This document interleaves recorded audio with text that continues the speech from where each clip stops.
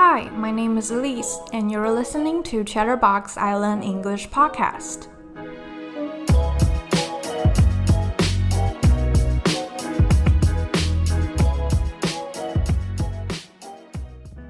Welcome back to Chatterbox Island English Podcast. I'm your host, Elise. If you're new to this podcast, hello and welcome. This is an all-English podcast, but we don't talk about grammar rules or vocabulary like other English learning podcasts. Instead, we just talk about some easy and everyday topics. And I usually put all the keywords of each episode down in the description, so feel free to check them out if you want to. I hope you'll find this show interesting, and be sure to subscribe if you enjoy the content.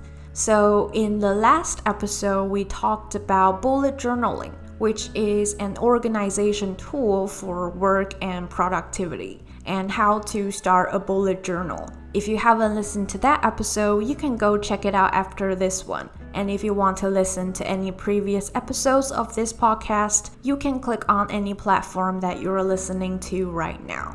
For today's episode, we're going to talk about long-distance relationships and how they work during a global pandemic. As we all know, COVID has completely changed people's lives since the beginning of last year, such as working from home, wearing a mask when you go out in public, or not being able to travel abroad. And these are only the minor changes. Some people live in cities or countries where they are in lockdown and they can't go anywhere except for grocery shopping or work. Some people might have lost their jobs, their friends, or family. But hopefully things will get better and maybe we can all go back to normal as soon as possible.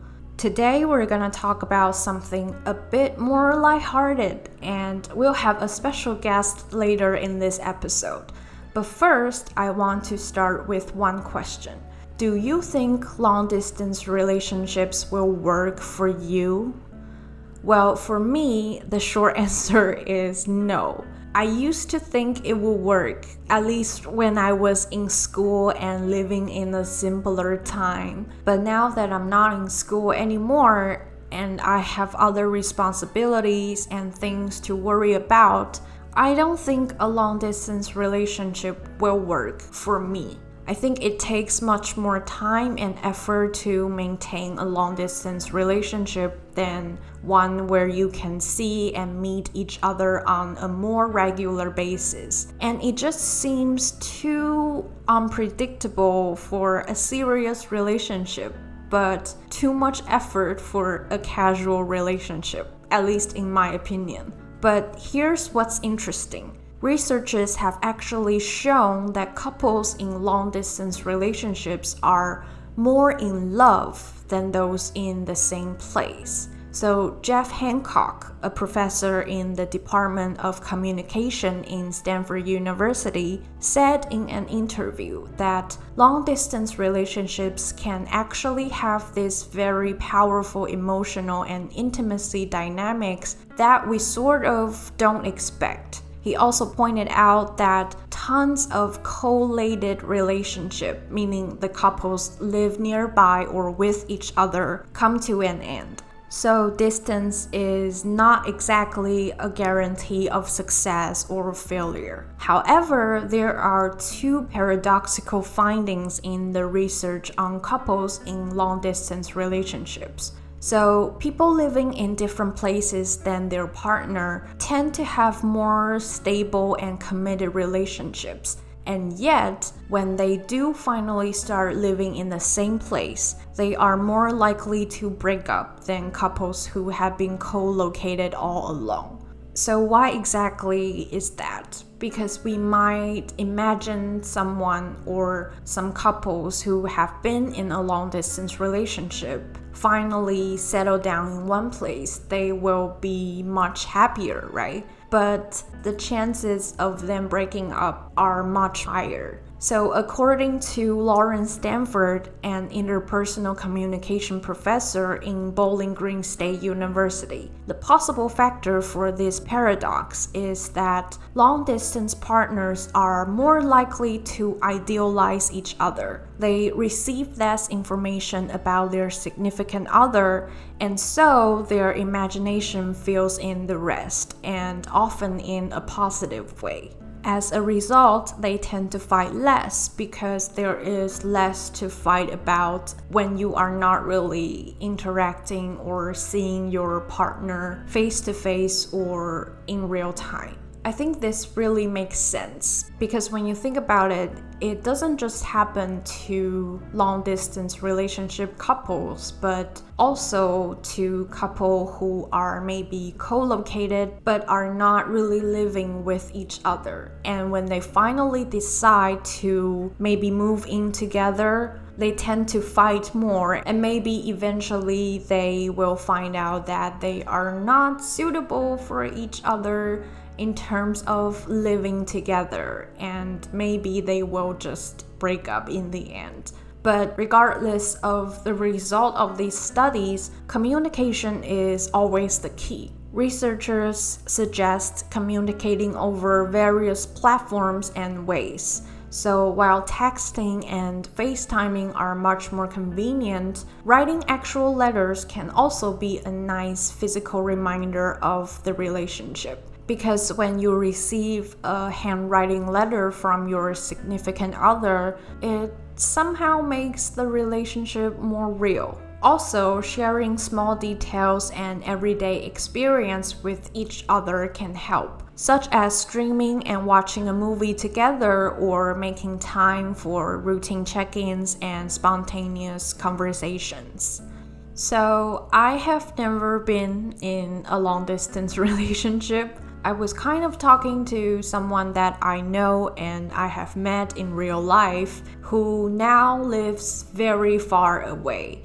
And we were kind of talking on and off for a while, but I was just too afraid to commit to a serious relationship, so we kind of drifted apart eventually. However, we do have someone who is currently in a long-distance relationship on the show today, so we can find out what it's really like. This is Jocelyn, my co-worker, who is also the guest for today's episode. So, Jocelyn, can you tell our audience a little bit of yourself and how long have you been in this long-distance relationship with your boyfriend? Hello everyone, I'm Jocelyn, Elise co-worker, and now I have a Korean boyfriend. We have been dating for 2.5 years, but we couldn't meet face-to-face for more than 1 year because of coronavirus. So how do you and your boyfriend stay connected? We use Line and KakaoTalk, the Korean social software, and share each day's schedule with each other. Like, I will send a message to him immediately when I wake up or show him what I eat for meals. Actually, we don't really make a specific time for FaceTime, but we have some kind of mutual feeling that we can find a comfortable time to do FaceTime. And how often is that? I think it's daily, every day. Every day after you get off work? Yeah, every day when I finish all the tasks in a day and when I already laying on my bed. Okay. It's my relaxed time. Okay. Oh, what's the time difference between Taiwan and Korea? Just 1 hour different. Okay. Not really different. So what do you think is the most difficult part in this relationship, in your opinion? I think for now the most difficult part is meeting time.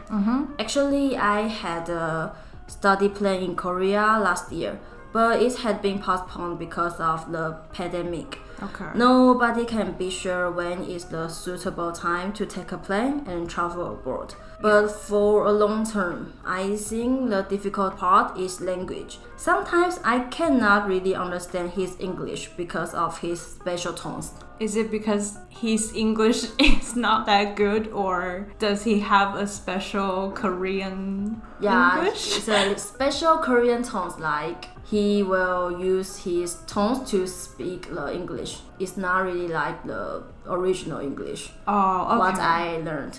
Okay. So are you planning on learning Korean? Yeah. I have this plan for 2021's New Year's goal. So your goal is to completely communicate with him in Korean? Yes. But, this is a goal. Okay. So how do you work things out if you two get into fights? It's a little bit hard to reply. We seldom get into a fight. And I think the reason we don't get into a fight is because we cannot meet for a long time. There is no trigger to make a fight. So it's kind of like no meeting, so no fighting.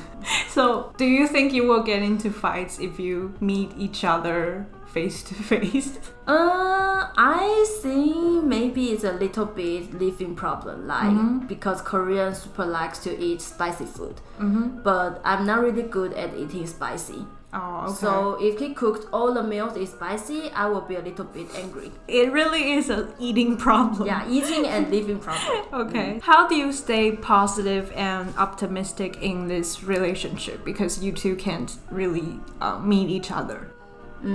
Keep making the future plan with my boyfriend. I think if you guys are looking in the same way about the future, then you will have the confidence to keep this relationship. Okay, so what's your one suggestion or advice for people who might be or are about to get into a long-distance relationship? To be honest, if you have an opportunity to prevent long-distance relationship, just run away. It's not a really good experience. Okay. But if it really happens, I think giving each other enough safety and belief is important. You don't need to check your partner's schedule all the time, but you can show your concern at appropriate timing to remind him of girlfriend's existence. Okay, so thank you, Jocelyn, for coming to this episode. No worries. See you guys. Bye-bye.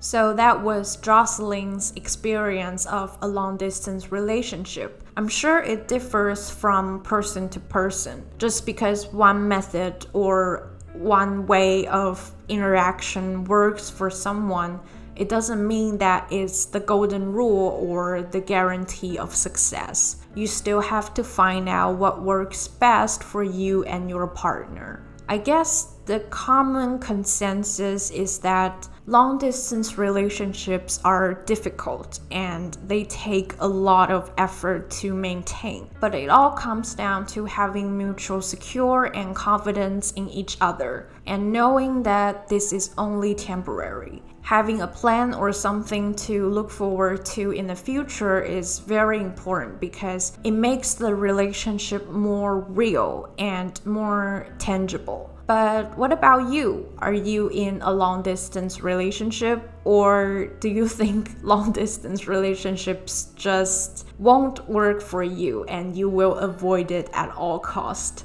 Feel free to let me know your thoughts down in the YouTube comment section or Apple Podcasts review section. And that's all for today's Chatterbox Island English podcast. If you enjoyed this episode, you can subscribe to our show on Anchor, Spotify, Apple, Google Podcasts, KKBox, and SoundOn. You can also find our shows on YouTube and go on our website, that's www.eisland.com.tw for more information. I'm your host, Elise, and I'll talk to you soon in the next episode. Bye!